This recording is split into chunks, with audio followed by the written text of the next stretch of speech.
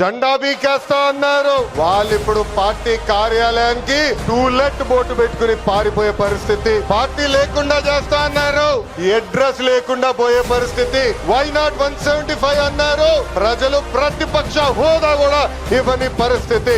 మన బొమ్మలు పెట్టి బాక్సింగ్ చేశారు. ప్రజలే ఇప్పుడు ఫుట్బాల్ ఆడుకునే పరిస్థితి.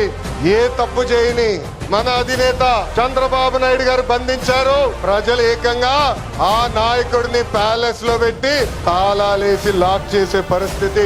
మన నాయకులు ట్రెండ్ ఫాలో అవ్వరు, ట్రెండ్ సెట్ చేస్తారు. సినిమా స్క్రీన్ అయినా పొలిటికల్ స్క్రీన్ అయినా ఆయన ఒక లెజెండ్. ఆయన పేరేంటి? విశ్వవిఖ్యాత నట సార్వభౌమ స్వర్గశ్రీ నందమూరి తారక రామారావు గారు.